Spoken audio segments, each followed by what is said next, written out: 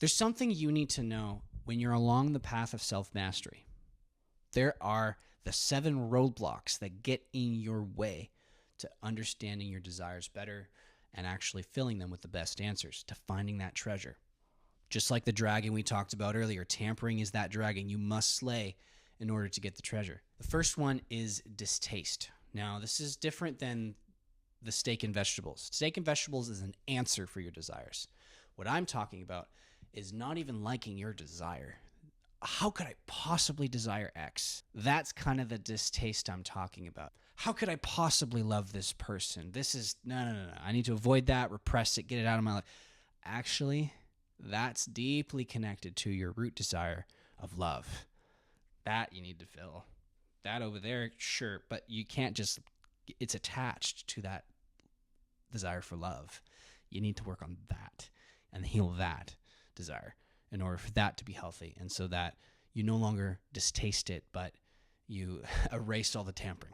The second one is sick curiosity. We've talked about this earlier when we talked about integration. When you're imagining all the things you can't have, you then, by imagining them, start to want them. And you start to, oh, what about this? What about that? Oh, what about this? What about that? And then you start to go down this train that actually end in death. It could end in your suffering and more tampering and more frustration and less satisfaction. The third one is skewed morality. I used to struggle with this one, where I would, because of what I believe, make the decision or the answer one thing, or my actions would be one thing. As soon as I feel, I immediately do the thing. Kind of goes back to repressing and avoiding, and there's good morals, there's good guidelines, there's good people wanting the best for you, but there's a lot of people that don't use morality and guidelines in the best way. Skewed morality gets in the way when you believe something so much so that actually you probably do the wrong answer. It's not the heart of the moral guidelines in the first place. You actually end up tampering your desire more than you actually help it, because that answer you keep going back to, it's like you expect a different result every time, but you're doing the same thing. So skewed morality is one you got to watch out for. Now, another roadblock is one we can't avoid, which is reality.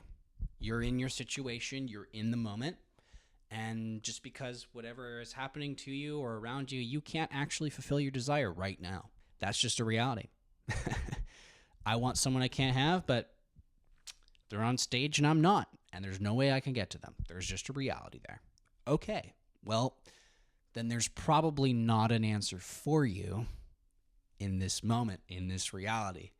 So, and again, we've already established that imagination's not going to work. Where is the answer?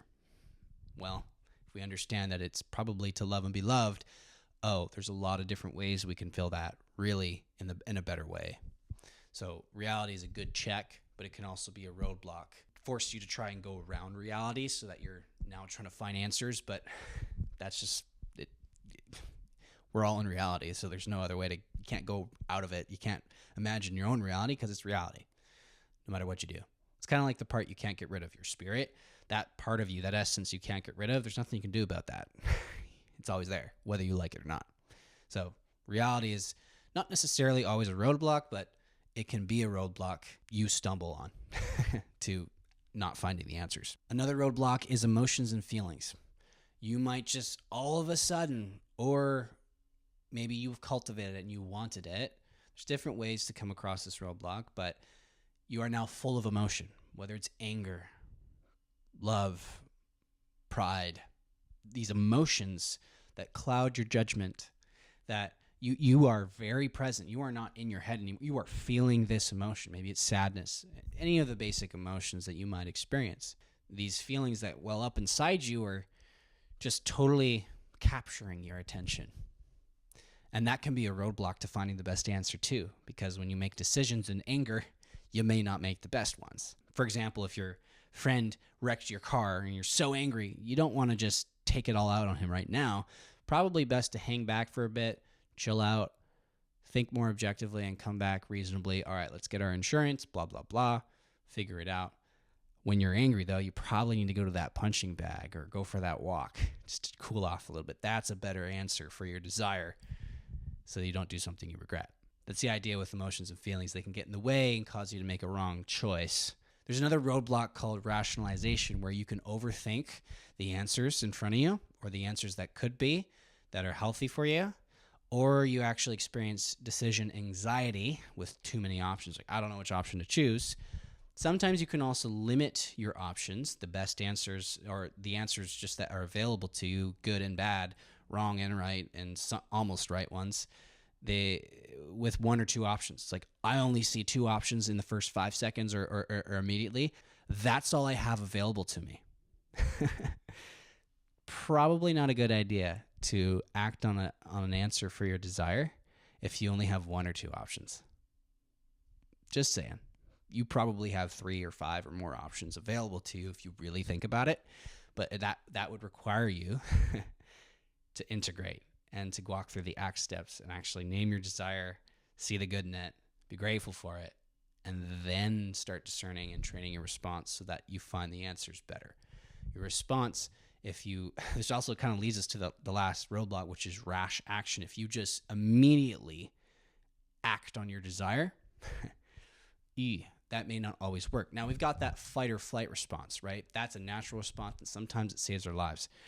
But all the time, immediately acting on your desires, especially when it's not quite fight or flight, is not that great, because you could be it's kind of the mentality, ready, fire, aim. It's like, it's like, whoa, you just acted before you even thought about the consequences, or thought is this the best answer? Maybe, it's kind of like choosing a menu at the restaurant. If you could choose your favorite drink, it's your favorite, but your friend's really recommending his favorite drink, and for all these reasons, like, dude, you like this drink, you are going to be out of this world excited about this drink over here.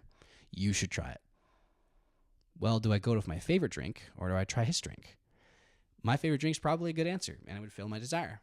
Or I might actually blow my mind and realize this is my all-new favorite drink. So it's about that discernment process, right? I'm not going to give you that answer of which drink you should choose, but you're actually discerning your answers. You're pausing. You're taking time, if you can, in the moment.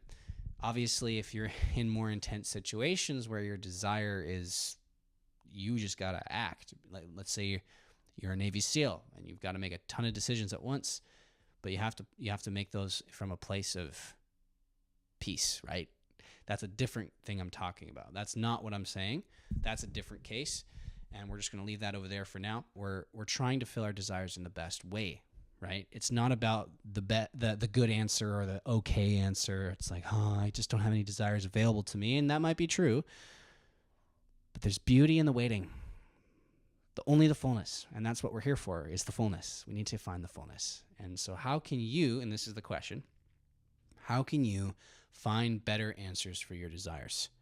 What's a way that you can maybe make a habit in your life that gives you better chances of finding your desires? Maybe it's working out.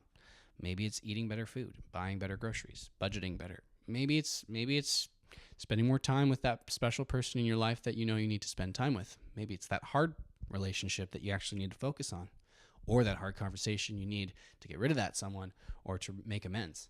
What is that thing that's keeping you from filling your desires and having the peace and the joy and the happiness and the intense meaning of loving in the best way? How can you find better answers for your desires?